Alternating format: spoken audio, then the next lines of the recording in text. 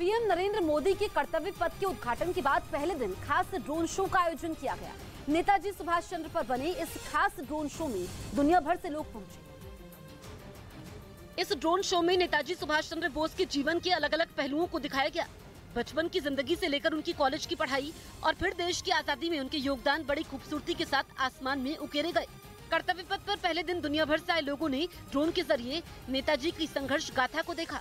इसको लेकर प्रधानमंत्री मोदी ने कहा, खुद अपील की कि नेताजी सुभाष चंद्र बोस के जीवन पर बना जो खास शो है वो देश के हर नागरिक को देखना चाहिए।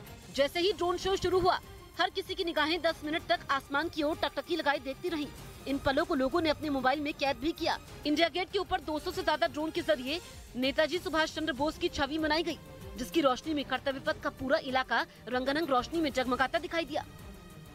7 सितंबर को कर्तव्य पथ पर पीएम नरेंद्र मोदी ने नेताजी की प्रतिमा का अनावरण भी किया था, जिसके बाद अब नेताजी के जीवन से जुड़े पहलुओं को कर्तव्य पथ के आसमान में दिखाया गया। करीब 10 मिनट तक कर्तव्य पथ पर ड्रोन शो चला, जो करीब रात 8:35 पर शुरू हुआ था। इंडिया गेट पर 11 सितंबर तक ड्रोन शो दिखाया जाएगा, जिसका आयोजन केंद्रीय संस्कृति मंत्रालय ने किया है। शो के लिए करीब 250 ड्रोन का इस्तेमाल किया गया, जिन्होंने अलग अलग फॉर्मेशन के जरिए नेताजी सुभाष चंद्र बोस के जीवन और विरासत को दिखाया। इस दौरान कर्तव्य पथ का आसमान देशभक्ति से भरे गानों के बीच नेताजी की छवि से जगमगा उठा। इस बीच केंद्रीय राज्य मंत्री और एनडीएमसी अध्यक्ष मीनाक्षी लेखी भी मौजूद रहीं। मीनाक्षी लेखी ने शानदार ड्रोन शो की तारीफ करते हुए कहा कि जिन सिद्धांतों के लिए हमारे पूर्वजों ने कठिन तपस्या की और अपने जीवन को न्यौछावर किया, आज उन्हें श्रद्धांजलि देने का मौका मिला। लोगों के लिए ड्रोन शो में एंट्री निःशुल्क रखी गई है। इस बीच बिहार में निकाय चुनाव की तारीखों का ऐलान हो गया। बिहार में चुनाव आयोग ने 2 चरणों में नगर निकाय चुनाव करवाने का ऐलान किया। ये वोटिंग 10 और 20 अक्टूबर को होगी। भोपाल में सीएम शिवराज सिंह चौहान अपने परिवार के साथ गणपति विसर्जन कार्यक्रम में शामिल हुए। 16 सितंबर से शुरू हो रही लेजेंड्स लीग के लिए लालचंद राजपूत को भीलवाड़ा किंग्स टीम का मुख्य कोच बनाया गया। गणेश विसर्जन के समय कई जगह हादसे भी हुए हैं। यूपी के उन्नाव से बड़ी खबर है, जहां गणेश विसर्जन के समय बड़ा हादसा हुआ है। गंगा नदी में 5 लोग डूब गए, जिसमें से 3 की मौत हो गई। बताया गया कि विसर्जन के समय 2 लोग सेल्फी ले रहे थे, तभी उनका पैर फिसल गया और वो गंगा नदी में डूबने लगे। उनको बचाने के लिए 3 दोस्तों ने गंगा नदी में छलांग भी लगाई और वो भी डूबने लगे। इस हादसे में 2 लोगों को बचा लिया गया, जबकि 3 लोगों की मौत हो गई। तो उन्नाव में गंगा नदी में डूबने से 3 की मौत हुई। वहीं झांसी में ऐसा ही हादसा हुआ है। गणपति विसर्जन के समय बेतवा नदी में कई लोग गहरे पानी में डूबने लगे।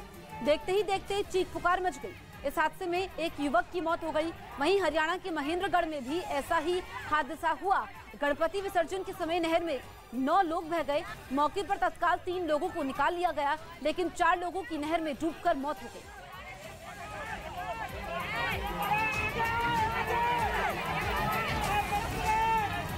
गणेशोत्सव के आखिरी दिन देश भर में बप्पा को विदाई दी गई। पूरे विधि विधान के साथ भक्तों ने बप्पा को विदा किया। इस बीच हर गली घर से लोगों ने गणपति पर फूलों की बारिश की। इस बीच गणपति के अंतिम दर्शन के लिए भक्तों का सैलाब उमड़ पड़ा। कहीं पारंपरिक ढोल नगाड़े तो कहीं डीजे की धुन पर लोग जमकर झूमे। देश भर में कड़ी सुरक्षा के बीच विघ्नहर्ता का विसर्जन पूरा हुआ।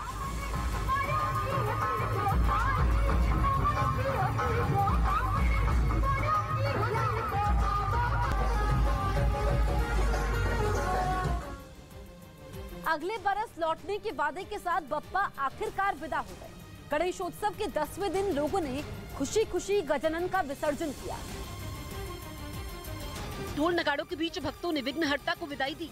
कहीं सिर पर तो कहीं बग्गियों में बप्पा को लोग घाट तक लेकर पहुंचे। मुंबई में तो सड़कों पर बप्पा को विदाई देने के लिए भक्तों का भारी हुजूम उमड़ पड़ा। मुंबई की गणेश गली में लालबाग के राजा की विदाई में ढोल ताशों के साथ हजारों की तादाद में भक्त निकले।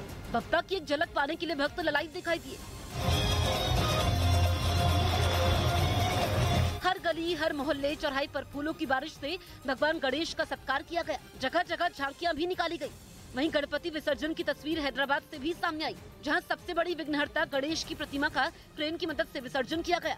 पंडालों से लेकर घरों में स्थापित गणपति महाराज को पूरे विधि विधान के साथ भक्तों ने विदा किया। इधर गुलाम नबी आजाद ने कांग्रेस पर फिर हमला बोला। जम्मू कश्मीर के किश्तवाड़ में गुलाम नबी आजाद ने एक जनसभा की और आरोप लगाया कि कांग्रेस छोड़ने के बाद पार्टी के कुछ नेताओं ने उन्हें बदनाम करने की कोशिश की। कोई अगर तुम पे हमला करो तो अपनी जान बचाओ।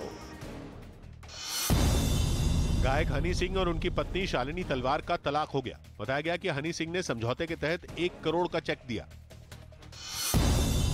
मौसम विभाग ने अगले हफ्ते की शुरुआत में मध्य प्रदेश और महाराष्ट्र में भारी बारिश का अलर्ट जारी किया। गृह मंत्री अमित शाह राजस्थान के 2 दिन के दौरे पर जैसलमेर पहुंचे हैं। आज अमित शाह भारत पाकिस्तान सीमा के पास जैसलमेर में तनोट माता मंदिर में दर्शन करेंगे, साथ ही पर्यटन केंद्र का उद्घाटन करेंगे। अमित शाह का ये पूरा कार्यक्रम आज सुबह 10 बजे से 11:30 बजे तक है। इसके बाद वो जोधपुर जाएंगे, जहां दोपहर में स्टेट ओबीसी मोर्चा में कार्यकर्ताओं को संबोधित करेंगे। अमित शाह दोपहर 2 बजे बूथ लेवल कार्यकर्ताओं को भी संबोधित करेंगे। 1993 में मुंबई धमाकों के गुनहगार आतंकी याकूब मेमन की कब्र पर मचे घमासान में अंडरवर्ल्ड की एंट्री हो गई। याकूब मेमन को धमाकों का दोषी पाए जाने के बाद 30 जुलाई 2015 को नागपुर सेंट्रल जेल में फांसी दी गई थी, जिसके बाद उसे दक्षिण मुंबई के बड़ा कब्रिस्तान में दफना दिया गया था। लेकिन उसकी कब्र पर टाइल्स और वहां आसपास की जगहों पर लाइटें लगाने से सियासी विवाद खड़ा हो गया और इस विवाद में अब अंडरवर्ल्ड की भी एंट्री हो गई। जिस कब्रिस्तान में याकूब मेमन को दफनाया गया, वहां के पूर्व ट्रस्टी ने पुलिस को जानकारी दी कि खुद को मेमन परिवार का बताने वाले एक आदमी ने टाइगर मेमन का नाम लेकर धमकी दी थी और उसने कहा था कि अगर याकूब मेमन की कब्र की सजावट नहीं की गई तो उसे ठिकाने लगा दिया जाएगा। हालांकि पूर्व ट्रस्टी ने पुलिस को यह भी बताया कि धमकी मिलने के बाद भी उसने ये काम नहीं किया और साल 2020 में उसने एक और ट्रस्टी के साथ मिलकर इसकी शिकायत भी पुलिस से की थी। हालांकि कब्रिस्तान के दोनों पूर्व ट्रस्टियों की शिकायत पर क्या कार्रवाई हुई, इसकी जानकारी नहीं मिल पाई। लेकिन कुछ दिनों पहले याकूब मेमन की कब्र की एक तस्वीर सामने आने के बाद बवाल मच गया। तस्वीर में उसकी कब्र के आसपास लाइटें लगी दिखाई दी थी, जबकि याकूब मेमन की कब्र पर टाइल्स भी लगी नजर आई। इसके बाद बीजेपी ने मामले में पिछली सरकार को घेर लिया और अब महाराष्ट्र के सीएम इसकी जांच की बात भी कह रहे हैं। आरोपी है, कायदेशीर कार्रवाई किया है। हालांकि विवाद बढ़ने के बाद मुंबई पुलिस ने एक रोज पहले ही बड़ा कब्रिस्तान पहुंचकर याकूब मेमन की कब्र के आसपास लगी लाइटों को हटा दिया था। गणेशोत्सव के आखिरी दिन देश भर में बप्पा को विदाई दी गई। पूरे विधि विधान के साथ भक्तों ने बप्पा को विदा किया। इस बीच हर गली घर से लोगों ने गणपति पर फूलों की बारिश की। इस बीच गणपति के अंतिम दर्शन के लिए भक्तों का सैलाब उमड़ पड़ा। कहीं पारंपरिक ढोल नगाड़े तो कहीं डीजे की धुन पर लोग जमकर झूमे। देश भर में कड़ी सुरक्षा के बीच विघ्नहर्ता का विसर्जन पूरा हुआ। तो ये अलग अलग तस्वीरें आपके सामने हैं। बप्पा का विसर्जन किया गया, हर तरफ बप्पा के जयकारे गूंजे, लोग भक्ति में सराबोर नजर आए और देश भर में विघ्नहर्ता का विसर्जन हुआ। ढोल नगाड़े कहीं पर बजे तो कहीं पर डीजे की धुन पर लोग जमकर झूमे। तो अलग अलग तस्वीरें इस वक्त आप देख सकते हैं। उधर मध्य प्रदेश के मुख्यमंत्री शिवराज सिंह चौहान ने भी अपने आवास पर स्थापित गणपति का विसर्जन किया। बैंड बाजे, ढोल और बप्पा के जयकारों के साथ सीएम शिवराज सिंह चौहान ने भी विघ्नहर्ता को विदाई दी। इस बीच उनका पूरा परिवार मौजूद रहा। शिवराज सिंह ने अपने आवास पर भगवान गणेश को स्थापित किया था, जिसके बाद पूरे विधि विधान के साथ शिवराज सिंह चौहान ने प्रेमपुरा घाट पर बप्पा का विसर्जन किया। वहीं दूसरी तरफ गणेशोत्सव पर सूरत में सौहार्द की मिसाल कायम की गई। यहाँ हिंदू और मुस्लिम समाज के लोगों ने बप्पा को विदाई दी। सड़क पर बड़ी संख्या में दोनों ही धर्मों के लोग जुटे और गणपति बप्पा मोरिया के जयकारे के साथ बप्पा को विदा किया। देश भर में शहरों से लेकर घाटों तक कड़ी सुरक्षा के बीच बप्पा को इस साल अंतिम विदाई दी गई। भक्तों के सैलाब ने बप्पा से सुख समृद्धि और अगले साल जल्दी आने की कामना की। यूपी के महाराजगंज से हैरान करने वाला एक वीडियो सामने आया, जिसमें एक बुजुर्ग अपने पोते को बेरहमी से पीटती दिखी, जिसका वीडियो सोशल मीडिया पर वायरल हो गया। जिसमें वो मासूम बच्चे को बुरी तरह पीटती नजर आई। यही नहीं, वो पहले डंडे और फिर बाद में उसको पैरों से भी मारती दिखी। इस बीच वो बच्चा तेजी से रोता रहा, लेकिन बुजुर्ग नहीं मानी और लगातार उसकी पिटाई करती रही।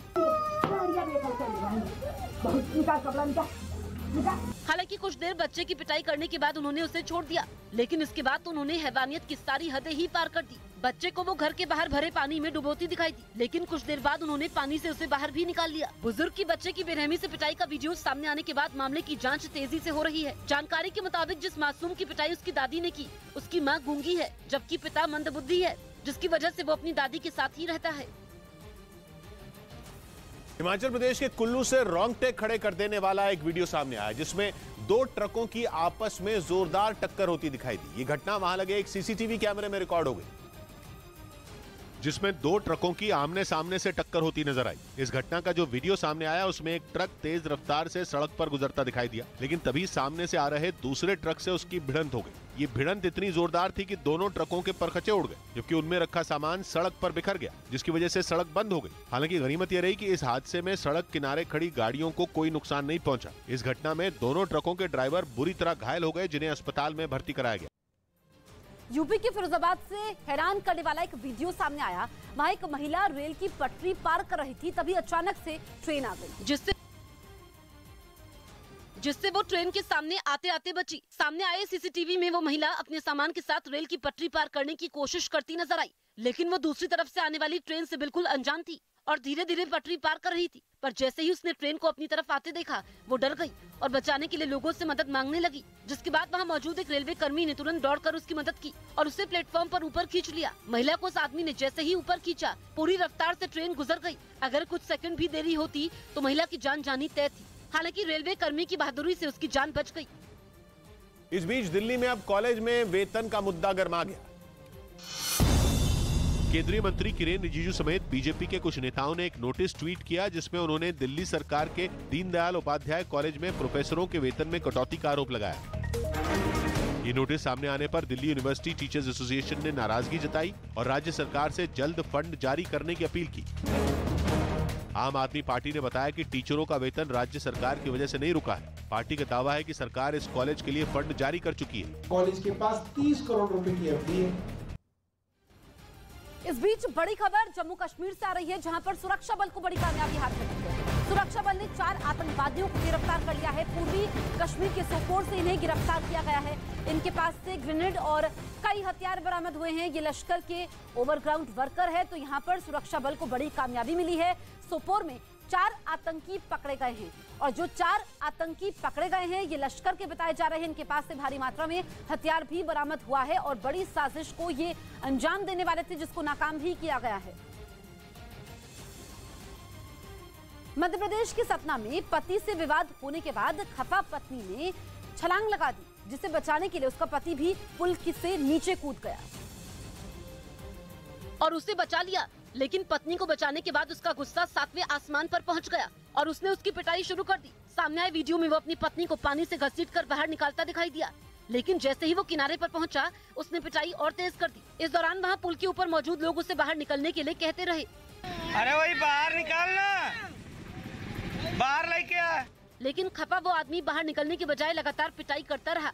बताया गया कि पति की मारपीट और गाली गलौज से तंग आकर महिला ने पुल से छलांग लगाई थी, लेकिन पति ने उसे बचा लिया। पर वो इस बात से इतना खफा हो गया कि उसने उसकी पिटाई कर दी। घटना की जानकारी मिलने के बाद मौके पर पहुंची पुलिस दोनों को थाने ले गई और उन्हें समझा बुझाकर वापस घर भेज दिया।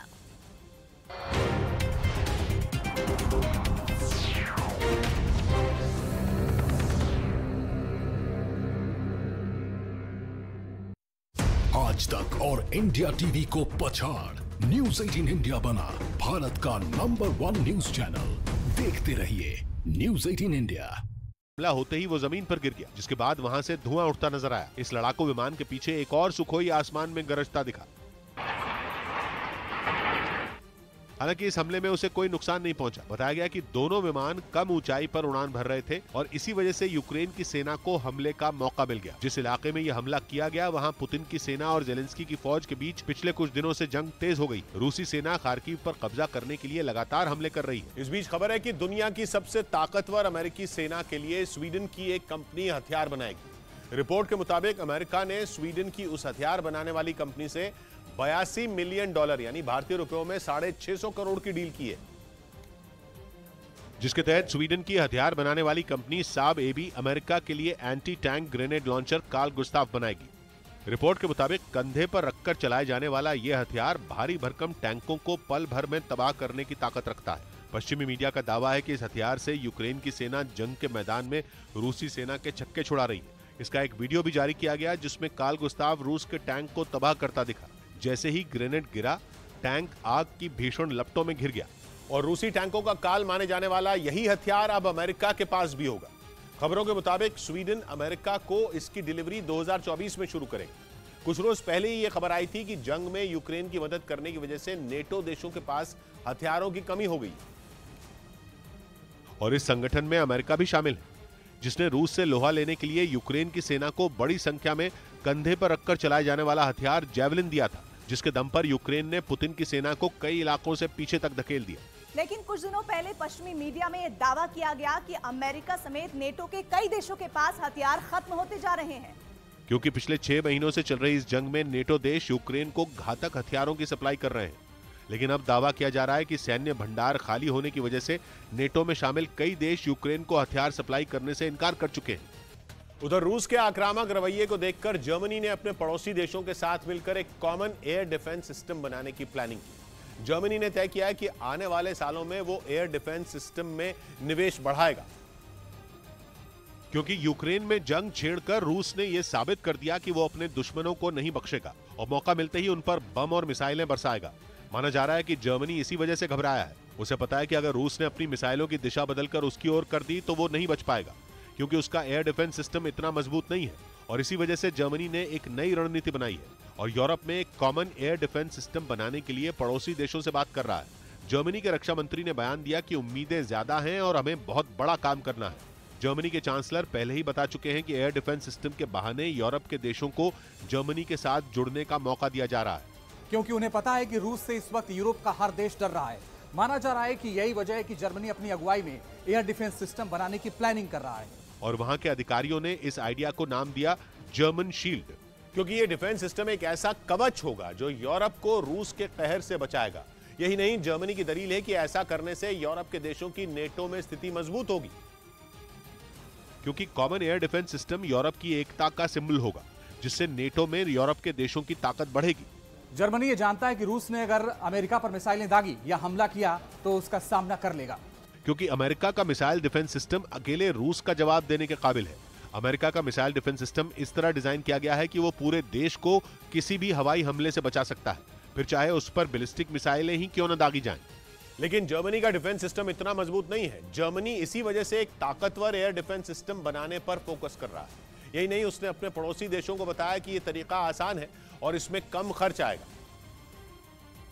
और रही बात सुरक्षा की गारंटी की, तो कॉमन एयर डिफेंस सिस्टम में वो मिलनी पक्की है। जर्मनी ने तय किया है कि वो $10,000 करोड़ मतलब 8 लाख करोड़ रुपए स्पेशल मिलिट्री फंड में देगा। इसके अलावा वो अमेरिका से F-35 लड़ाकू विमान भी खरीदने वाला है, जिसकी पहली खेप 2026 में बर्लिन पहुंच जाएगी। यही नहीं, पता चला है कि कॉमन एयर डिफेंस सिस्टम के बारे में उसने पोलैंड और बाल्टिक देशों समेत यूरोप के कई देशों से बात कर ली है और वो जल्द से जल्द इस पर काम शुरू कर देना चाहता है, जिसकी बड़ी वजह है लिथुआनिया के पास बसे रूस के शहर कलिनिनग्राद में तैनात इस्कंदर मिसाइल, जिसकी रेंज में जर्मनी समेत यूरोप के कई देश आते हैं। यानी अगर पुतिन का मूड खराब हुआ तो वो कभी भी मिसाइलों का मुंह जर्मनी की ओर कर देंगे, जिसे रोकने के लिए जर्मनी को एक ताकतवर कवच चाहिए, जिसे बनाने के लिए वो दिन रात प्लानिंग कर रहा है। उधर उत्तर कोरिया के शासक किम जोंग उन ने एक बड़ा ऐलान किया, जिसने अमेरिका समेत पूरी दुनिया की टेंशन बढ़ा दी, क्योंकि उन्होंने अपने देश की सेना को किसी भी खतरे से निपटने के लिए परमाणु हथियारों के इस्तेमाल की खुली छूट दे दी, जिसके लिए उत्तर कोरिया की संसद ने एक कानून भी पारित कर दिया। और इस दौरान किम जोंग उन भी खुद संसद में मौजूद रहे। उन्होंने अपने भाषण में अमेरिका को निशाने पर लिया और यह ऐलान कर दिया कि उत्तर कोरिया परमाणु हथियारों से संपन्न देश है। साथ ही उन्होंने यह भी साफ कर दिया कि वो अपने परमाणु हथियारों को खत्म करने के लिए किसी भी कीमत पर समझौता नहीं करेंगे।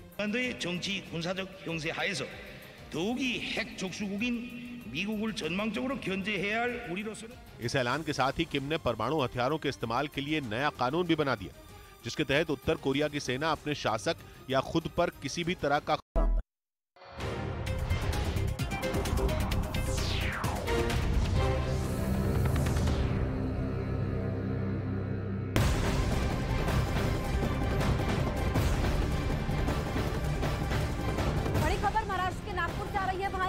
हादसे में 4 लोगों की मौत हो गई है।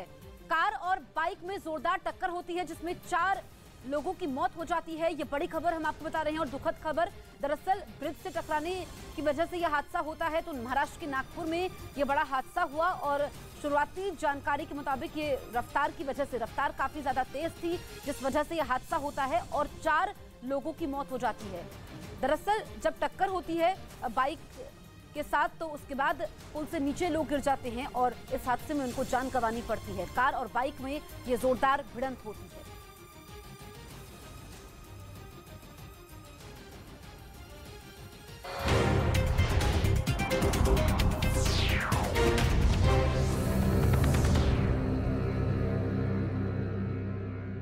आज तक और इंडिया टीवी को पछाड़ न्यूज़ 18 इंडिया बना भारत का नंबर 1 न्यूज चैनल। देखते रहिए न्यूज़ 18 इंडिया। के ज्यादातर हिस्से पर रूसी सेना का कब्जा हो गया था, लेकिन जेलेंस्की की फौज ने इतना जोरदार पलटवार किया कि वहां के बड़े इलाके से पुतिन की सेना भाग खड़ी हुई और उनके जो सैनिक खैरसोन में बच भी गए, उन्हें यूक्रेन के सैनिकों ने पूरी तरह घेर लिया, क्योंकि जेलेंस्की की सेना को यह बात समझ में आ गई थी कि अगर खैरसोन को वापस पाना है तो हमले और भी तेज करने होंगे।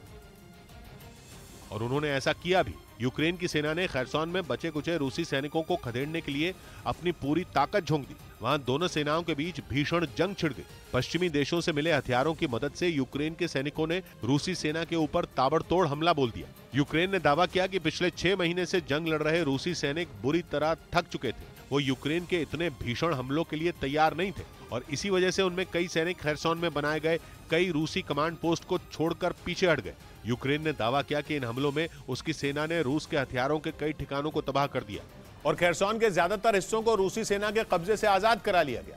अपने दावे को पुख्ता करने के लिए कुछ रोज पहले यूक्रेन की सेना ने एक तस्वीर भी जारी की थी, जिसमें उसके सैनिक अपने देश का झंडा लगाते नजर आए। यूक्रेन ने दावा किया कि यह तस्वीर खैरसोन के एक गांव की है जिसे पुतिन के पंजे से आजाद कराया गया। इस तस्वीर में यूक्रेन का एक सैनिक एक खंबे पर अपने देश का झंडा लगाता नजर आया, जबकि 2 सैनिक उसकी मदद करते दिखे। इस तस्वीर को जारी करने के बाद यूक्रेन ने यह दावा भी किया कि जल्द ही रूस की सेना को वहां के बचे हुए इलाकों से भी खदेड़ दिया जाएगा। कहा जा रहा है कि यूक्रेन के इसी दावे ने पुतिन को भड़का दिया, जिसके बाद उन्होंने खैरसोन में जेलेंस्की के सैनिकों के सामने जूझ रही अपनी सेना की मदद के लिए खतरनाक हथियारों की खेप रवाना कर दी। माना जा रहा है कि इन हथियारों के खैरसोन पहुंचने के बाद वहां जंग और भी भीषण हो सकती है। खबर है कि यूक्रेन ने अपने खुफिया ऐप की मदद से रूस के करीब 500 सैनिकों को मार गिराया। बताया जा रहा है कि 2015 में यूक्रेन के कुछ लोगों ने ही GIS आर्ता नाम के इस ऐप को बनाया था, जिसे यूक्रेन की सेना में शामिल भी कर लिया गया था, जो अब रूस से जारी जंग में यूक्रेन की सेना के लिए बहुत बड़ा हथियार बन गया है। बताया जा रहा है कि यूक्रेन का GIS आर्ता नाम का यह ऐप पुतिन के सैकड़ों सैनिकों को ढेर करने की वजह बना। कहा जा रहा है कि मई में जब रूसी सेना ने लुहांस्क में मौजूद सिविर्स्की दोनेत्स्क नदी को पार करने की कोशिश की थी, तब इस ऐप ने यूक्रेन की फौज को अलर्ट कर दिया था और महज 30 सेकंड के अंदर एक ही हमले में पुतिन के करीब 500 सैनिकों को मार गिराया गया था। और दावा है कि उस दौरान न सिर्फ रूसी फौजियों को खदेड़ा गया था, बल्कि बड़ी संख्या में पुतिन की सेना के हथियारों और दूसरी चीजों को भी यूक्रेन की फौज ने तबाह कर दिया था। जिसके बाद यह पता चला कि यूक्रेन जंग में रूस के खिलाफ अपने सीक्रेट ऐप का इस्तेमाल कर रहा है, जो दुश्मन पर इतनी तेजी से हमला करता है कि विरोधी को जवाबी हमले का वक्त भी नहीं मिलता। बताया जा रहा है कि इस ऐप को कामयाब बनाने में अमेरिका की निजी स्पेस कंपनी स्पेसएक्स के मालिक इलॉन मस्क भी अपने स्टारलिंक सैटेलाइटों से मदद ले रहे हैं। बताया ये जा रहा है कि इस ऐप को SpaceX के स्टारलिंक सैटेलाइट से जोड़ा जा रहा है ताकि दूर दराज के इलाकों में भी इंटरनेट की सेवा पहुंचाई जा सके। इसी की मदद से यूक्रेन के फौजियों को रूसी सेना की लोकेशन का पता चल जाता है और वो उस पर चंद सेकंड में हमला कर देते हैं, क्योंकि अलग अलग इलाकों में तैनात ड्रोन से यूक्रेन की सेना को यह पता चलता है कि दुश्मन कहां पर है, जिसके बाद ये जानकारी इस ऐप तक पहुंचती है और फिर यह ऐप दुश्मन की लोकेशन के इर्द गिर्द जो तोपखाने, मोर्टर और ड्रोन मौजूद होते हैं उन्हें अटैक करने की कमांड देता है। दुश्मन के आसपास कौन सी यूनिट मौजूद है इसका पता लगाने के लिए इंटरनेट की जरूरत पड़ती है, जहां इलॉन मस्क के स्टारलिंक सैटेलाइट काम आते हैं। कहा जा रहा है कि इसी ऐप की वजह से यूक्रेन की सेना को दुश्मन को टारगेट करने में काफी मदद मिल रही है। सबसे खास बात यह कि यह ऐप दुश्मन को सटीक लोकेशन की जानकारी देता है, जिससे टारगेट कर हमला करना उसके लिए आसान हो जाता है। उधर एक रिपोर्ट में दावा किया गया कि चीन से जंग होने पर पहले ही दिन ताइवान को हजारों मिसाइलों की जरूरत होगी। ताइवान की सेना चीन की सेना के सामने किसी चींटी जैसी है। नंबर के आधार पर चीन की नेवी दुनिया की सबसे बड़ी नेवी है और ताइवान के लिए दुनिया की सबसे बड़ी नौसेना से भिड़ना वैसा ही होगा जैसा किसी चींटी का पहाड़ पर चढ़ना। लेकिन एक रिपोर्ट में दावा किया गया कि जंग छिड़ी तो पहले ही दिन ताइवान को हजारों मिसाइलों की जरूरत पड़ेगी, क्योंकि चीन ने ताइवान पर हमले के लिए 660 जहाज ब्लू बैटलफील्ड में उतारे हैं और उन्हें रोकने के लिए या फिर कम से कम जंग में बने रहने के लिए ताइवान को 2000 क्रूज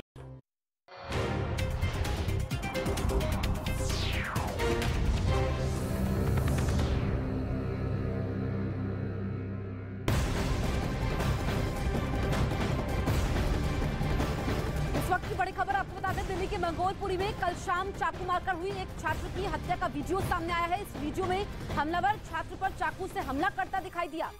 तो चाकूबाजी में यहाँ पर जो चाकूबाजी की घटना कल हुई थी उसमें अब वीडियो सामने आया है। ये मंगोलपुरी की घटना जिसमें छात्र पर यह हमला होता है और अब ये वीडियो सामने आ चुका है। बड़ी खबर आपको बता रहे हैं, कल शाम को ये वारदात होती है जिसमें एक छात्र की हत्या का वीडियो अब सामने आता है और इस चाकूबाजी में 4 लोग घायल भी होते हैं। इस वीडियो में हमलावर छात्र पर चाकू से हमला करता दिखाई दिया। तो ये तस्वीरें सामने आई है और इस घटना के बाद हड़कंप मचा हुआ था जिसमें एक छात्र की हत्या कर दी जाती है। उसके अलावा 4 लोग जो बीच बचाव की कोशिश करते हैं वो घायल बताए जा रहे हैं। अब हमलावर को पकड़ने की कोशिश में पुलिस जुटी हुई है, लेकिन आप देखिए कि भीड़ काफी ज्यादा थी, उसके बावजूद हमलावर हमला करता है और भाग भी जाता है।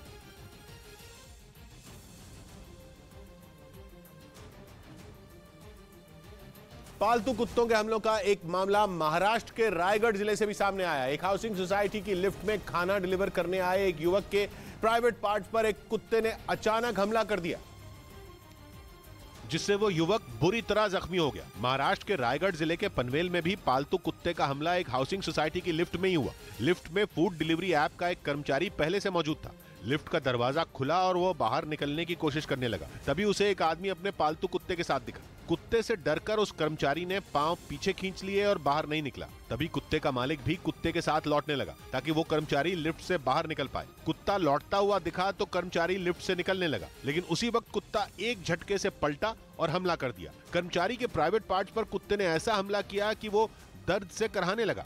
खून से लथपथ उस कर्मचारी का वीडियो इंटरनेट पर वायरल होने में देर नहीं लगी। और पालतू कुत्ते के हमले की ये कोई पहली घटना नहीं थी। पिछले कुछ दिनों में कुत्तों के हमलों की कई हैरान करने वाली घटनाएं हुई हैं। एक दिन पहले ही पिटबुल कुत्ते के एक बच्चे पर हमले का खौफनाक वीडियो गाजियाबाद से सामने आया था। इलाज के दौरान बच्चे के चेहरे पर करीब 200 टांके लगाने पड़े थे और बच्चे की हालत अब भी गंभीर बनी हुई है। पिटबुल कुत्तों के हमलों की देश में पहले ही कई घटनाएं सामने आ चुकी हैं, लेकिन गाजियाबाद के पार्क में सीसीटीवी में रिकॉर्ड हुई घटना ने सबको चौंका दिया। इससे पहले नोएडा के सेक्टर 75 की एक हाउसिंग सोसाइटी में भी पालतू कुत्ते ने हमला किया था। एक डिलीवरी बॉय पर सोसाइटी की लिफ्ट में एक पालतू कुत्ते ने हमला किया था। ऐसा ही हमला गाजियाबाद में भी हुआ था, जब एक 9 साल के बच्चे पर एक पालतू कुत्ता झपटा था। बच्चे को हमले में चोट भी आई थी। एक के बाद एक हो रही घटनाओं और इन घटनाओं के वीडियो लोगों के दिलों में डर पैदा करने वाले हैं। बहस छिड़ने लगी है कि कहीं कुछ लोगों का जानवरों से प्रेम बाकी लोगों के लिए खतरा तो नहीं बन रहा। खासतौर पर बहुमंजिला इमारतों की लिफ्ट में जानवरों के आने जाने पर रोक की मांग भी उठने लगी। इसीलिए गाजियाबाद में तो नगर निगम की टीमें एक्शन में भी आ गई। उन लोगों पर एक्शन लिया जा रहा है जिन्होंने अब तक अपने पालतू कुत्ते का रजिस्ट्रेशन नहीं करवाया। इनमें गाजियाबाद में पालतू कुत्तों के हमलों की दोनों घटनाएं भी शामिल हैं। लिफ्ट में बच्चे पर जिस पालतू कुत्ते ने हमला किया उसकी मालकिन पर 5000 रुपए का जुर्माना लगाया गया है। ऐसा ही जुर्माना गाजियाबाद में 9 साल के बच्चे पर हमला करने वाले पिटबुल कुत्ते के मालिक पर भी लगाया गया। दावा किया जा रहा है कि ऐसा पहली बार है जब गाजियाबाद में पालतू कुत्तों का रजिस्ट्रेशन न करवाने के लिए जुर्माना किया गया, लेकिन यह नियम वहां काफी पहले से है, जिसका सख्ती से पालन नहीं करवाया जाता था। रजिस्ट्रेशन की फीस केवल 200 रुपए है, लेकिन रजिस्ट्रेशन न करवाना एक अपराध है। इसके अलावा कई हाउसिंग सोसाइटियां अब पालतू कुत्तों के लिए भी नए और सख्त नियम बनाने पर विचार करने लगी हैं। और इसी से जुड़े विवाद भी होने लगे हैं। एक के बाद एक हो रही घटनाओं की वजह से लोगों को पालतू जानवरों से डर लगने लगा है। ऐसी ही एक घटना का वीडियो नोएडा की एक हाउसिंग सोसाइटी से सामने आया। कुत्ते को ले जा रहे उसके मालिक से एक महिला सर्विस लिफ्ट इस्तेमाल करने के लिए कहती रही, लेकिन कुत्ते का मालिक उसे अभद्र गालियां देने लगा। आखिरकार कुत्ते का मालिक नहीं माना, लेकिन उसकी इस हरकत का वीडियो जरूर वायरल हो गया। गणेश विसर्जन के समय कई जगह हादसे भी हुए हैं। यूपी के उन्नाव से बड़ी खबर है, जहां गणपति विसर्जन के समय बड़ा हादसा हुआ। गंगा नदी में 5 लोग डूब गए, जिसमें से 3 की मौत हो गई। बताया गया कि विसर्जन के समय 2 लोग सेल्फी ले रहे थे, तभी उनका पैर फिसल गया, वो गंगा नदी में डूबने लगे।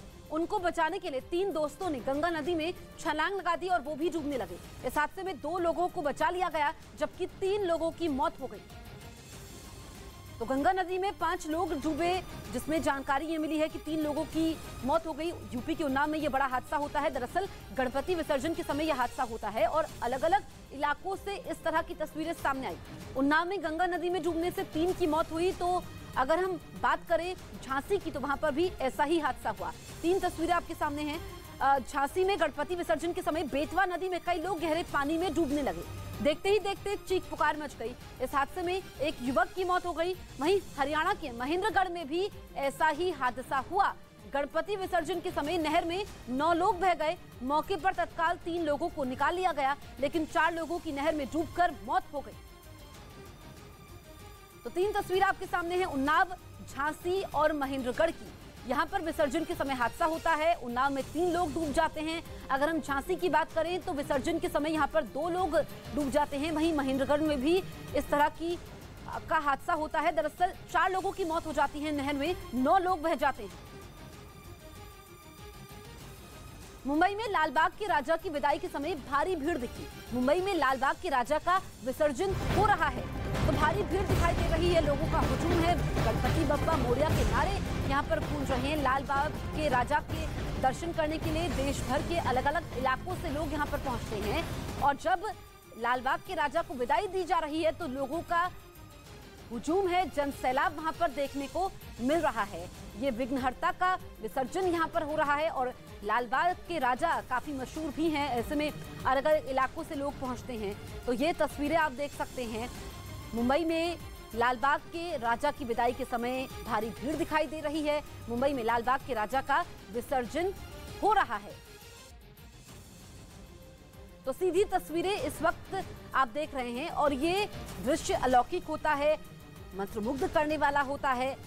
लोगों की आस्था कितनी है ये तस्वीरों को देख करके समझा जा सकता है, क्योंकि मूर्ति काफी बड़ी होती है। ऐसे में आप देखिए नाव के जरिए यहाँ पर विसर्जन की प्रक्रिया हो रही है। विघ्नहर्ता को आखिरी विदाई देने के लिए लोग वहां पर जुटे हुए हैं। ये सीधी तस्वीरें इस वक्त आप देख सकते हैं और ये तस्वीरें बेहद खास हो जाती है। जो लोग इस मौके पर मुंबई नहीं पहुंच पाते हैं, लालबाग के राजा के दर्शन नहीं कर पाते हैं, वो हमारे माध्यम से न्यूज़ 18 इंडिया के माध्यम से दर्शन कर सकते हैं। और अभी तो विदाई समारोह चल रहा है, विदाई हो रही है, विघ्नहर्ता को विसर्जित किया जा रहा है। ये सीधी तस्वीरें इस वक्त आप देख सकते हैं, क्योंकि कल हमने देखा कि अलग अलग इलाकों में घरों में गणपति को विसर्जित किया गया। आज ये लालबाग के राजा का विसर्जन हो रहा है। अगले बरस लौटने के वादे के साथ बप्पा आखिरकार विदा हो गए। गणेशोत्सव के 10वें दिन लोगों ने खुशी खुशी गजानन का विसर्जन किया। देश भर में ढोल नगाड़ों के बीच भक्तों ने विघ्नहर्ता को विदाई दी। कहीं सिर पर तो कहीं बग्गियों में बप्पा को लोग घाट तक लेकर पहुंचे। मुंबई में तो सड़कों पर बप्पा को विदाई देने के लिए भक्तों का भारी हुजूम उमड़ पड़ा। मुंबई की गणेश गली में लालबाग के राजा की विदाई में ढोल ताशों के साथ हजारों की तादाद में भक्त निकले। बप्पा की एक झलक पाने के लिए भक्त ललायत दिखाई दिए। हर गली, हर मोहल्ले, चौराहे पर फूलों की बारिश से भगवान गणेश का सत्कार किया गया। जगह जगह झांकियां भी निकाली गयी। वहीं गणपति विसर्जन की तस्वीर हैदराबाद से भी सामने आई, जहां सबसे बड़ी विघ्नहर्ता गणेश की प्रतिमा का क्रेन की मदद से विसर्जन किया गया। पंडालों से लेकर घरों में स्थापित गणपति महाराज को पूरे विधि विधान के साथ भक्तों ने विदा किया। सोशल मीडिया पर अफगानिस्तान क्रिकेट टीम की एक प्रशंसक सनसनी बनी हुई है। एशिया कप के दौरान अफगानिस्तान के हर मैच में ये लड़की स्टेडियम में टीम की हौसला अफजाई के लिए पहुंची और जैसे ही इस मिस्ट्री गर्ल की तस्वीरें सोशल मीडिया पर आने लगी, उसकी खूबसूरती की तारीफ होने लगी। बात यहां तक पहुंची कि फैशन कवर करने वाली कुछ वेबसाइट भी क्रिकेट के मैच कवर करने लगी। बाद में पता चला कि अफगानिस्तान की टीम की इस फैन का नाम वाजमा अयूबी है। सोशल मीडिया पर खूब एक्टिव रहने वाली वाजमा के स्टाइल और उसके कपड़ों की खूब तारीफ हो रही है। अफगानिस्तान का झंडा थामे उसकी कुछ तस्वीरें और उसके कुछ वीडियो तो वायरल हो गए। अफगानिस्तान की टीम तो एशिया कप से बाहर हो चुकी है, लेकिन वाजमा अब तक सुर्खियां बटोर रही है। साथ ही सोशल मीडिया पर उनकी भाषा और अफगानिस्तान क्रिकेट के लिए उनकी भावनाओं की भी तारीफ हो रही है। मैच दर मैच हार के बावजूद वाजमा अपनी टीम की तारीफ ही करती रही। वाजमा केवल इंटरनेट सेंसेशन नहीं है, बल्कि अफगानिस्तान की एक बड़ी कारोबारी है। वाजमा अफगानिस्तान में एक कालीन बनाने वाली कंपनी की सीईओ है। दावा है कि वाजमा एक सामाजिक कार्यकर्ता भी है। पिछले साल जब अफगानिस्तान में अशांति का दौर आया, उस वक्त उन्होंने कई लोगों को देश से बाहर निकलने में मदद की थी। इधर वायुसेना प्रमुख ने राफाल में उड़ान भरी। वायुसेना प्रमुख वीआर चौधरी ने अपने बेटे स्क्वाड्रन लीडर मिहिरवीर चौधरी के साथ रफाल लड़ाकू विमान में उड़ान भरी। सुप्रीम कोर्ट धर्मस्थल कानून में बदलाव की मांग वाली याचिका पर सुनवाई के लिए तैयार हो गई। साथ ही अदालत ने इस मामले में केंद्र से 2 हफ्तों में जवाब मांगा। जिन हमारे मंदिरों पे गलत तरीके से कब्जा किया गया है, हम उनको छुड़ा सकें, कोर्ट के जरिए खुद छुड़ा सकें।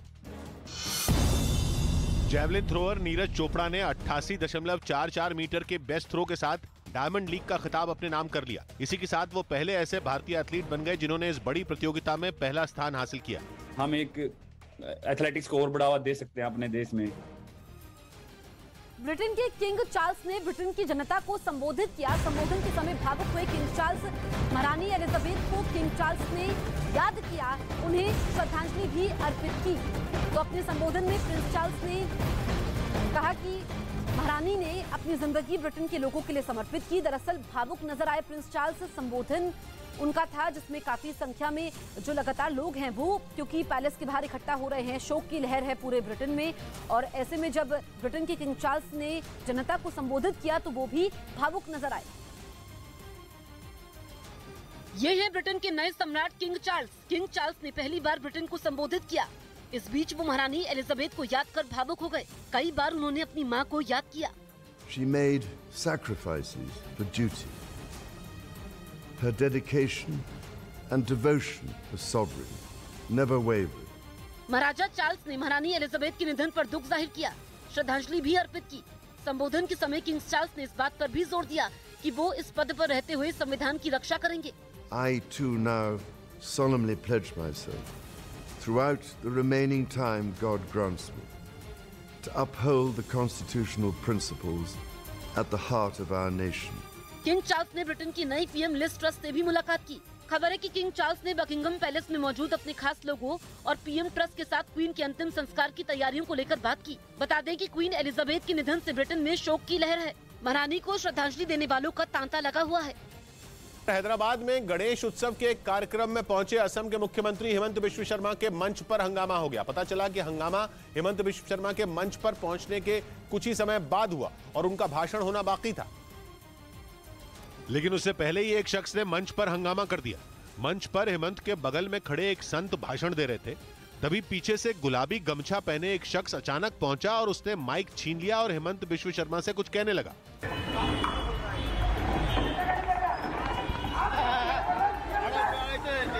ये सब इतना अचानक हुआ कि न असम के सीएम कुछ समझे न बाकी लोग। लेकिन थोड़ी ही देर बाद मंच पर मौजूद बाकी लोग उस शख्स को खींचकर मंच से नीचे ले गए और इस सारे बवाल पर हेमंत बिश्व शर्मा सिर्फ मुस्कुरा कर रह गए और बगल में खड़ा दूसरा शख्स नारे लगवाने लगा। इस हंगामे के बाद उस शख्स को पुलिस ने हिरासत में ले लिया। इस दौरान उसके तेवर तीखे थे और बहस करने के मूड में दिखा। थोड़ी देर बाद खबर आई कि वो शख्स टीआरएस का एक स्थानीय नेता है और उसने ये हंगामा इसलिए किया ताकि हेमंत बिश्व शर्मा का कार्यक्रम न हो पाए। यूपी के फिरोजाबाद से हैरान करने वाला एक वीडियो सामने आया। वहां एक महिला रेल की पटरी पार कर रही थी, तभी ट्रेन आ गई जिससे वो ट्रेन के सामने आते आते बची। सामने आए सीसीटीवी में वो महिला अपने सामान के साथ रेल की पटरी पार करने की कोशिश करती नजर आई, लेकिन वो दूसरी तरफ से आने वाली ट्रेन से बिल्कुल अनजान थी और धीरे धीरे पटरी पार कर रही थी। पर जैसे ही उसने ट्रेन को अपनी तरफ आते देखा वो डर गई और बचाने के लिए लोगों से मदद मांगने लगी, जिसके बाद वहां मौजूद एक रेलवे कर्मी ने तुरंत दौड़कर उसकी मदद की और उसे प्लेटफॉर्म पर ऊपर खींच लिया। महिला को उस आदमी ने जैसे ही ऊपर खींचा पूरी रफ्तार से ट्रेन गुजर गई। अगर कुछ सेकंड भी देरी होती तो महिला की जान जानी तय थी। हालांकि रेलवे कर्मी की बहादुरी से उसकी जान बच गई। उत्तर प्रदेश के फिरोजाबाद से रोंगटे खड़े कर देने वाला एक वीडियो सामने आया जिसमें रेलवे ट्रैक पार कर रही एक महिला की जान बाल बाल बच गई। वो महिला रेलवे ट्रैक को पार कर प्लेटफॉर्म पर चढ़ने की कोशिश कर रही थी। तभी सामने से आ रही ट्रेन को देखकर वो घबरा गई और प्लेटफॉर्म पर चढ़ नहीं सकी। उसकी किस्मत अच्छी रही कि उसी वक्त रेलवे के एक कर्मचारी की नजर उस पर पड़ गई और वो दौड़कर उसकी मदद के लिए पहुंच गया। उसने उस महिला का हाथ खींचकर उसे प्लेटफॉर्म के ऊपर चढ़ाया। ऐसा करने में अगर पल भर की भी देरी हो जाती तो उस महिला का बचना मुश्किल था। दौड़कर उस महिला को है जो लाइन से खींच लिया था, उनका सामान वापस हटा लिया था।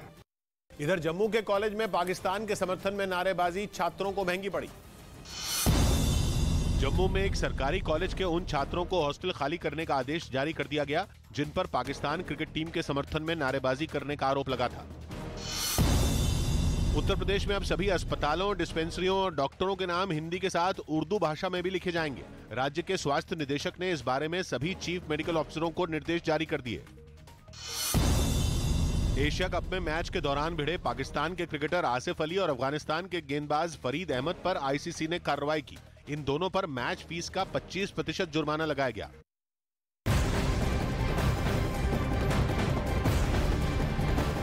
इस वक्त की बड़ी खबर आपको बता दें यूपी में बच्चा चोरी की अफवाह से हड़कंप मचा हुआ है। प्रदेश के कई शहरों में बच्चा चोरी की अफवाह से दहशत है। कई जगह बच्चा चोरी की अफवाह में मारपीट हो रही है। लखनऊ के काकोरी में एक शख्स को खंबे से बांधकर पीटा गया। रायबरेली में एक ड्राइवर की पिटाई कर दी गई। अयोध्या में एक महिला गिरफ्तार कर ली गई है। तो जौनपुर, अमरोहा, गोरखपुर में भी दहशत का माहौल है। तो कई आरोपी पुलिस के हवाले कर दिए गए हैं। दरअसल बच्चा चोरी की अफवाह से दहशत का माहौल है। लखनऊ की अगर हम बात करें तो यहाँ पर 2 जगह मारपीट होती है। इसके अलावा अयोध्या में भी एक महिला को गिरफ्तार किया गया है। अलग अलग इलाकों से इस तरह की तस्वीरें सामने आई हैं। फिर चाहे जौनपुर की बात हो, अमरोहा की बात हो, गोरखपुर की बात हो, और यहाँ पर बच्चा चोरी की अफवाह से हड़कंप है। यूपी में कैसे शहर शहर बच्चा चोरी की अफवाह से हड़कंप मचा हुआ है। 6 तस्वीरें आप देखिए। राजधानी लखनऊ से लेकर अयोध्या, गोरखपुर, जौनपुर, प्रतापगढ़, रायबरेली, अमरोहा तक दहशत का माहौल है। लखनऊ के काकोरी इलाके में लोगों ने बच्चा चोर होने के शक में एक शख्स की बुरी तरीके से पिटाई कर दी। तो चौक इलाके में एक अधेड़ को लोगों ने चौराहे पर बांध के बुरी तरीके से पीटा, फिर पुलिस के हवाले कर दिया। ऐसे ही जौनपुर में एक संदिग्ध को लोग पकड़कर थाने ले गए। गोरखपुर में भी ऐसी ही घटना हुई।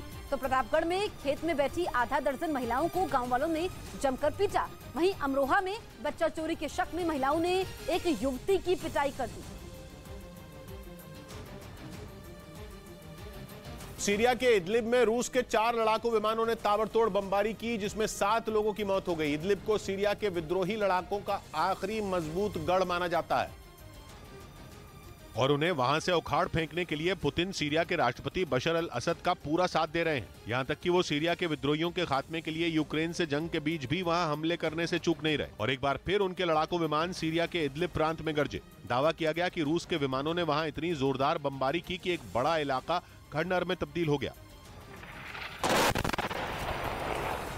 बताया गया कि रूस के लड़ाकू विमानों ने वहां 1-2 नहीं बल्कि 16 बम दागे। दावा किया गया कि इस हमले में रूस ने जमीन से जमीन पर मार करने वाली एक मिसाइल का भी इस्तेमाल किया। इदलिब में विद्रोहियों के जिस गढ़ को निशाना बनाकर हमला किया गया, वहां एक के बाद एक कई बम फटते दिखाई दिए। इसके बाद वो पूरा इलाका धूल के गुबार से ढक गया। और जब धूल छटी तो वहां बना एक कारखाना और एक मकान मलबे के ढेर में बदल चुके थे। हमला कितना खतरनाक था इसका अंदाजा इसी बात से लगाया जा सकता है कि दोनों इमारतों का एक भी हिस्सा सही सलामत नहीं बचा,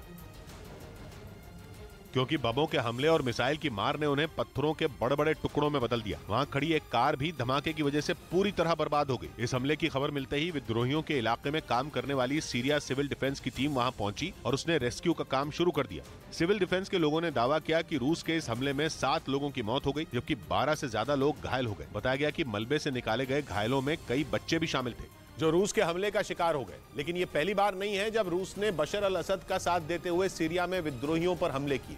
इससे पहले भी रूस की गठबंधन वाली सेना इदलिब में कई बार एयर स्ट्राइक कर चुकी है, क्योंकि इदलिब ही सीरिया का वो प्रांत है जिसे विद्रोहियों का आखिरी ठिकाना कहा जाता है। माना जाता है कि इदलिब पर सीरिया के विद्रोही गुट ताहिर अल शाम का पूरी तरह कंट्रोल है और ये विद्रोही गुट आतंकी संगठन अल कायदा से जुड़ा है। सीरिया के राष्ट्रपति बशर अल असद ऐसे ही गुटों के खिलाफ लंबे वक्त से लड़ रहे हैं। इस काम में उन्हें पुतिन का हमेशा से साथ मिलता रहा। खुद रूस की सेना सीरिया में असद सरकार की मदद करती रही है और कहा जा रहा है कि एक बार फिर रूस ने इदलिब में ये हमला करके साबित कर दिया कि वो बशर अल असद की सरकार को विद्रोहियों से बचाने में कोई कसर नहीं छोड़ेगा।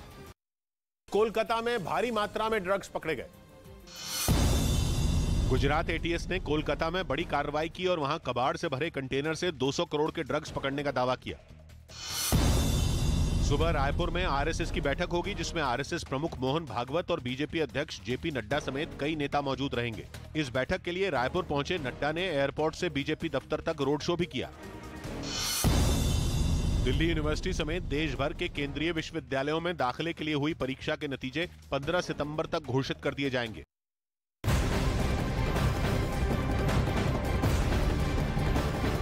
आज से छत्तीसगढ़ के रायपुर में आरएसएस की 3 दिवसीय अखिल भारतीय समन्वय बैठक होने वाली है। इस बैठक में बीजेपी और विश्व हिंदू परिषद समेत आरएसएस से जुड़े 36 संगठनों के प्रमुख पदाधिकारी शामिल होंगे। इस बैठक में संघ प्रमुख मोहन भागवत, सरकार्यवाह दत्तात्रेय जी होसबोले, सभी सह सरकार्यवाह डॉक्टर कृष्ण गोपाल जी समेत कई नेता मौजूद रहेंगे। इसके साथ ही बीजेपी अध्यक्ष जेपी नड्डा भी इस बैठक में शामिल होंगे, जिसमें सामाजिक चुनौतियों पर मंथन किया जाएगा। तो इस वक्त की बड़ी खबर हम आपको बता दें कि आज जो बैठक होने वाली है इसमें 36 संगठनों के पदाधिकारी भी शामिल होंगे। तो आरएसएस की बैठक है रायपुर में, ये बैठक काफी ज्यादा अहम हो जाती है। सामाजिक चुनौतियों पर इसमें मंथन होने वाला है, जिसमें खुद बीजेपी के राष्ट्रीय अध्यक्ष जेपी नड्डा भी शामिल होंगे। पंजाब के फिरोजपुर से हैरान कर देने वाला एक वीडियो सामने आया। वहां जमीन विवाद में 2 लोगों की गोली मारकर हत्या कर दी गई, जबकि एक आदमी बुरी तरह घायल हो गया। और सामने आए इस वीडियो में दोनों पक्षों के लोग एक दूसरे पर दनादन गोलियां चलाते दिखाई दिए। इससे पहले एक पक्ष के कुछ लोग बंदूक और धारदार हथियार लेकर दूसरे पक्ष की ओर बढ़ते नजर आए। तभी दूसरी तरफ से उन पर फायरिंग शुरू कर दी गई, जिससे वहां भगदड़ मच गई। अचानक हुई इस फायरिंग में 2 लोगों को गोली लग गई, जिन्हें उनके साथी संभालते दिखे। इसी दौरान एक और आदमी को भी पैर में गोली लग गई, जो वहां से लड़खड़ाते हुए जान बचाकर भागता दिखाई दिया। 3 ਜਿਹੜੇ ਗਨਸ਼ਾਟ ਇੰਜੀਨੀਅਰ ਆਏ ਸੀਗੇ, 2 ਤਾਂ ਜਿਹੜੇ ਸੀਗੇ ਬ੍ਰੌਡ ਡੈਡ ਹੀ ਸੀਗੇ, ਜਿਨ੍ਹਾਂ ਦੀ ਦੋਵਾਂ ਦੇ ਛਾਤੀਆਂ ਤੇ ਹੀ ਗੋਲੀਆਂ ਵੱਜੀਆਂ ਹੋਈਆਂ ਸੀਗੀਆਂ। बाद में घायल हुए लोगों को अस्पताल में भर्ती कराया गया। बताया गया कि इस घटना में जिन लोगों की मौत हुई वो रिश्ते में चाचा भतीजा थे। इस वारदात के बाद फौरन पुलिस की एक टीम वहां पहुंचकर जांच में जुट गई। इस बीच देश को टीबी मुक्त बनाने का अभियान शुरू किया गया। राष्ट्रपति द्रौपदी मुर्मू ने प्रधानमंत्री टीबी मुक्त भारत अभियान की शुरुआत की। इसका मकसद 2025 तक देश को टीबी मुक्त बनाना है। सोनाली फोगाट के परिवार की अपील पर रविवार को हरियाणा के हिसार में खाप पंचायतों की एक बैठक बुलाई गई।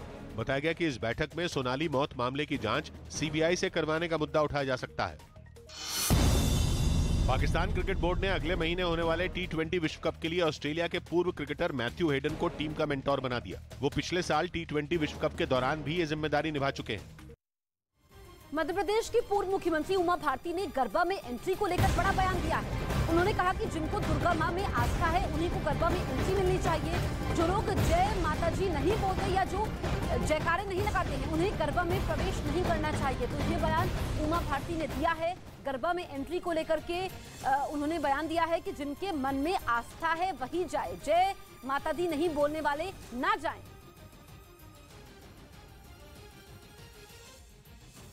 उनको वहाँ उसमें भी नहीं आना चाहिए गरबा में, क्योंकि वो तो दुर्गा जी के नाम पे होता है।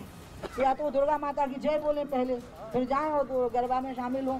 भारत माता की जय बोलें, दुर्गा माता की। मैं उषा ठाकुर से सहमत हूँ। ब्रिटेन को नया महाराज मिल गया है, जो क्वीन कैमिला के साथ बकिंघम पैलेस पहुंच चुके हैं। लंदन पहुंचने पर किंग चार्ल्स का लोगों ने गर्मजोशी के साथ स्वागत किया। किंग चार्ल्स ब्रिटेन के राज्य सिंहासन पर काबिज हो चुके हैं। 73 साल की उम्र में चार्ल्स तृतीय महाराज बने हैं। आज वो औपचारिक तौर पर महाराजा घोषित किए जाएंगे। ये ऐतिहासिक समारोह लंदन के सेंट जेम्स पैलेस में होगा। कल किंग चार्ल्स ने लंदन की जमीन पर कदम रखा। भारी संख्या में लोग उनके स्वागत के लिए पहुंचे। उन्होंने बकिंघम पैलेस के बाहर जमा भारी भीड़ का अभिवादन किया, लोगों से हाथ मिलाया। अपने नए महाराज के लिए ब्रिटेन की जनता में दीवानगी भी देखी गई।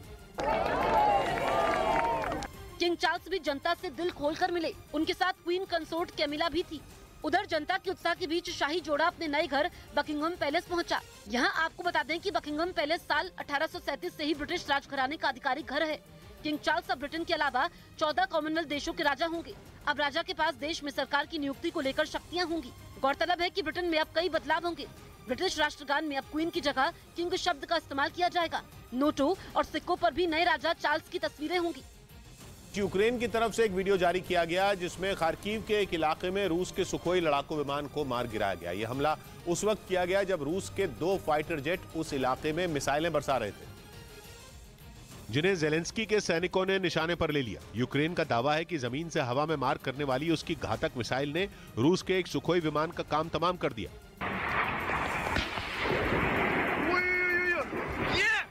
सुखोई विमान पर मिसाइल से हमला होते ही वो जमीन पर गिर गया, जिसके बाद वहां से धुआं उठता नजर आया। इस लड़ाकू विमान के पीछे एक और सुखोई आसमान में गरजता दिखा।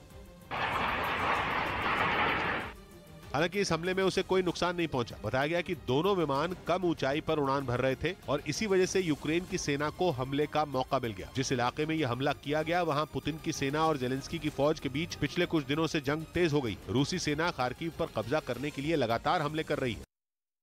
इधर पत्रकार सिद्दीक कप्पन को सुप्रीम कोर्ट से राहत मिल गई। सुप्रीम कोर्ट से पत्रकार सिद्दीक कप्पन को जमानत मिल गई। केरल के पत्रकार सिद्दीक को अक्टूबर 2020 में मथुरा पुलिस ने उस वक्त गिरफ्तार किया था जब वो हाथरस मामले को कवर करने जा रहे थे। महारानी एलिजाबेथ के निधन के बाद दिल्ली में ब्रिटिश उच्चायोग में झंडे को आधा झुका दिया गया। मध्य प्रदेश की मंत्री उषा ठाकुर ने लव जिहाद के मामले बढ़ने के पीछे गरबा आयोजनों को एक बड़ी वजह बताया। ऐसे में उन्होंने गरबे का आयोजन करने वाली समितियों को सतर्क रहने और इसमें शामिल होने वाले लोगों की पूरी पड़ताल करने की सलाह दी। गरबे में जो भी आए वो अपना आइडेंटिटी कार्ड साथ लेकर आए। यूपी की राजधानी लखनऊ में बच्चा चोरी के शक में कुछ लोगों से बुरी तरह से मारपीट की गई। पुलिस ने कुछ संदिग्धों को गिरफ्तार भी किया है। लखनऊ में उस वक्त हड़कंप मच गया जब बच्चा चोरी की अफवाह उड़ गई। चौक इलाके में एक शख्स को भीड़ ने चौराहे पर बांधकर बुरी तरीके से पीट दिया। भीड़ में शामिल हर शख्स गुस्से में था। सब बच्चा चोरी की अफवाह से दहशत में थे। जिस शख्स की पिटाई हुई उसे बाद में पुलिस के हवाले कर दिया गया। बच्चे क्या करते हैं?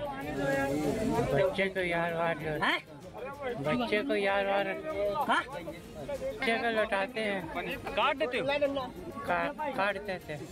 आरोप है कि चौक इलाके में सुबह सुबह एक संदिग्ध किसी के घर में घुस गया था, जिसके बाद बच्चा चोर समझकर गुस्से में लोगों ने उसकी पिटाई कर दी। बाद में पुलिस ने इस मामले में 4 आरोपियों को गिरफ्तार भी कर लिया। लखनऊ के काकोरी इलाके से भी ऐसी ही तस्वीरें सामने आई, जिसमें सड़क पर भीड़ उमड़ पड़ी थी।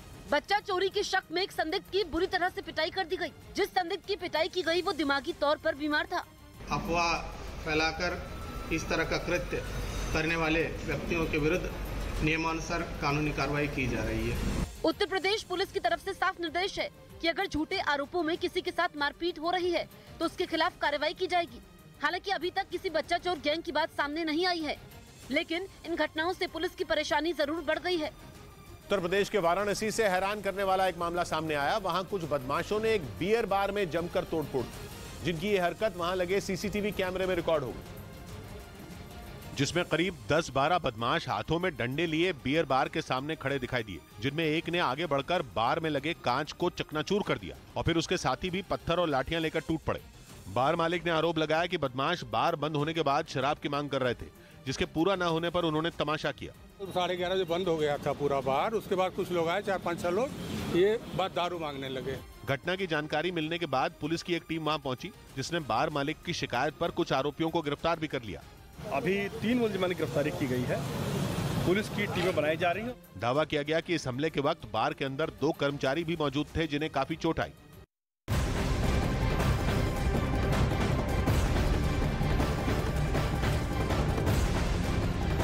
बड़ी खबर जम्मू कश्मीर से आ रही है, जहां पर सुरक्षा बल को बड़ी कामयाबी मिली है। सुरक्षा बल ने 4 आतंकवादियों को गिरफ्तार किया है। पूर्वी कश्मीर के सोपोर से इन्हें गिरफ्तार किया गया है। इनके पास से 2 ग्रेनेड और कई हथियार बरामद हुए हैं। ये लश्कर के ओवरग्राउंड वर्कर बताए जा रहे हैं। तो जम्मू कश्मीर में सुरक्षा बल को बड़ी कामयाबी मिली है। 4 आतंकी पकड़े गए हैं और जो चारों आतंकी गिरफ्तार हुए हैं ये लश्कर के बताए जा रहे हैं, जो ओवरग्राउंड वर्कर थे। इनके पास से 2 ग्रेनेड और कई तरह के हथियार भी मिले हैं। ये किसी बड़ी साजिश को भी अंजाम देने वाले थे, लेकिन यहाँ पर बड़ी साजिश नाकाम हुई है। यूक्रेन ने अपने खुफिया ऐप की मदद से रूस के करीब 500 सैनिकों को मार गिराया। बताया जा रहा है कि 2015 में यूक्रेन के कुछ लोगों ने ही GIS आर्ता नाम के इस ऐप को बनाया था, जिसे यूक्रेन की सेना में शामिल भी कर लिया गया था, जो अब रूस से जारी जंग में यूक्रेन की सेना के लिए बहुत बड़ा हथियार बन गया है। बताया जा रहा है कि यूक्रेन का GIS आर्ता नाम का यह ऐप पुतिन के सैकड़ों सैनिकों को ढेर करने की वजह बना। कहा जा रहा है कि मई में जब रूसी सेना ने लुहांस्क में मौजूद सिविर्स्की दोनेत्स्क नदी को पार करने की कोशिश की थी, तब इस ऐप ने यूक्रेन की फौज को अलर्ट कर दिया था और महज 30 सेकंड के अंदर एक ही हमले में पुतिन के करीब 500 सैनिकों को मार गिराया गया था। और दावा है कि उस दौरान न सिर्फ रूसी फौजियों को खदेड़ा गया था, बल्कि बड़ी संख्या में पुतिन की सेना के हथियारों और दूसरी चीजों को भी यूक्रेन की फौज ने तबाह कर दिया था। जिसके बाद यह पता चला कि यूक्रेन जंग में रूस के खिलाफ अपने सीक्रेट ऐप का इस्तेमाल कर रहा है, जो दुश्मन पर इतनी तेजी से हमला करता है कि विरोधी को जवाबी हमले का वक्त भी नहीं मिलता। बताया जा रहा है कि इस ऐप को कामयाब बनाने में अमेरिका की निजी स्पेस कंपनी स्पेसएक्स के मालिक इलॉन मस्क भी अपने स्टारलिंक सैटेलाइटों से मदद ले रहे हैं। बताया ये जा रहा है कि इस ऐप को स्पेसएक्स के स्टारलिंक सैटेलाइट से जोड़ा जा रहा है, ताकि दूर दराज के इलाकों में भी इंटरनेट की सेवा पहुंचाई जा सके। इसी की मदद से यूक्रेन के फौजियों को रूसी सेना की लोकेशन का पता चल जाता है और वो उस पर चंद सेकंड में हमला कर देते हैं, क्योंकि अलग अलग इलाकों में तैनात ड्रोन से यूक्रेन की सेना को यह पता चलता है कि दुश्मन कहां पर है, जिसके बाद ये जानकारी इस ऐप तक पहुंचती है और फिर यह ऐप दुश्मन की लोकेशन के इर्द गिर्द जो तोपखाने, मोर्टर और ड्रोन मौजूद होते हैं उन्हें अटैक करने की कमांड देता है। दुश्मन के आसपास कौन सी यूनिट मौजूद है इसका पता लगाने के लिए इंटरनेट की जरूरत पड़ती है, जहां इलॉन मस्क के स्टारलिंक सैटेलाइट काम आते हैं। कहा जा रहा है कि इसी ऐप की वजह से यूक्रेन की सेना को दुश्मन को टारगेट करने में काफी मदद मिल रही है। सबसे खास बात यह कि यह ऐप दुश्मन को सटीक लोकेशन की जानकारी देता है, जिससे टारगेट कर हमला करना उसके लिए आसान हो जाता है। पीएम नरेंद्र मोदी की कर्तव्य पथ के उद्घाटन के बाद पहले दिन खास ड्रोन शो का आयोजन किया गया। नेताजी सुभाष चंद्र पर बने इस खास ड्रोन शो को दुनिया भर से आए लोगों ने देखा और आनंद लिया। इस ड्रोन शो में नेताजी सुभाष चंद्र बोस के जीवन के अलग अलग पहलुओं को दिखाया गया। बचपन की जिंदगी से लेकर उनकी कॉलेज की पढ़ाई और फिर देश की आजादी में उनके योगदान बड़ी खूबसूरती के साथ आसमान में उकेरे गए। कर्तव्य पथ पर पहले दिन दुनिया भर से आए लोगों ने ड्रोन के जरिए नेताजी की संघर्ष गाथा को देखा। इसको लेकर प्रधानमंत्री मोदी ने कहा, खुद अपील की कि नेताजी सुभाष चंद्र बोस के जीवन पर बना जो खास शो है वो देश के हर नागरिक को देखना चाहिए। जैसे ही ड्रोन शो शुरू हुआ, हर किसी की निगाहें 10 मिनट तक आसमान की ओर टकटकी लगाए देखती रहीं। इन पलों को लोगों ने अपने मोबाइल में कैद भी किया। इंडिया गेट के ऊपर 200 से ज्यादा ड्रोन के जरिए नेताजी सुभाष चंद्र बोस की छवि बनाई गई, जिसकी रोशनी में कर्तव्य पथ का पूरा इलाका रंगारंग रोशनी में जगमगाता दिखाई दिया। 7 सितंबर को कर्तव्य पथ पर पीएम नरेंद्र मोदी ने नेताजी की प्रतिमा का अनावरण भी किया था, जिसके बाद अब नेताजी के जीवन से जुड़े पहलुओं को कर्तव्य पथ के आसमान में दिखाया गया। करीब 10 मिनट तक कर्तव्य पथ पर ड्रोन शो चला, जो करीब रात 8:35 पर शुरू हुआ था। इंडिया गेट पर 11 सितंबर तक ड्रोन शो दिखाया जाएगा, जिसका आयोजन केंद्रीय संस्कृति मंत्रालय ने किया है। शो के लिए करीब 250 ड्रोन का इस्तेमाल किया गया, जिन्होंने अलग अलग फॉर्मेशन के जरिए नेताजी सुभाष चंद्र बोस के जीवन और विरासत को दिखाया। इस दौरान कर्तव्य पथ का आसमान देशभक्ति से भरे गानों के बीच नेताजी की छवि से जगमगा उठा। इस बीच केंद्रीय राज्य मंत्री और एनडीएमसी अध्यक्ष मीनाक्षी लेखी भी मौजूद रहीं। मीनाक्षी लेखी ने शानदार ड्रोन शो की तारीफ करते हुए कहा कि जिन सिद्धांतों के लिए हमारे पूर्वजों ने कठिन तपस्या की और अपने जीवन को न्यौछावर किया, आज उन्हें श्रद्धांजलि देने का मौका मिला। लोगों के लिए ड्रोन शो में एंट्री निःशुल्क रखी गई है। महाराष्ट्र के अलग अलग हिस्सों में हुई जोरदार बारिश के बाद लोगों की मुश्किलें बढ़ गई। ठाणे में तो कई जगहों पर बारिश के बाद काफी पानी भर गया, जिसकी वजह से सड़क पर खड़ी कुछ गाड़ियां आधे से ज्यादा डूब गईं। सैलाब में डूबी गाड़ियों को देखकर ऐसा लगा मानो वो उसमें तैरने लगी हों। सड़क पर चारों तरफ सिर्फ पानी का ही कब्जा दिखाई दिया। सड़कों के साथ साथ दुकानें भी पानी में समाई नजर आईं। जोरदार बारिश ने कुछ ही देर में ऐसा कहर बरपाया कि लोगों का पैदल चलना भी मुश्किल हो गया। घुटने तक भरे पानी के बीच कई लोग सड़क से गुजरते दिखाई दिए। भिवंडी में तो बाजार में पानी भरने की वजह से दुकानों को बंद करना पड़ गया। वहां सड़कें तालाब में तब्दील नजर आईं। पानी के तेज बहाव के बीच कई लोग जान जोखिम में डालकर सड़क से गुजरते दिखाई दिए। और ऐसी ही तस्वीरें मुंबई से भी सामने आई। वहां सड़कों पर तो सैलाब का सितम दिखा ही, साथ ही रेल की पटरियों पर भी पानी भर गया, जिसके बाद ट्रेनों की रफ्तार थम गई। जोरदार बारिश के बाद कई हिस्सों में पटरियों पर इतना पानी भर गया कि कई लोकल ट्रेनें लेट हो गईं। ट्रेनों के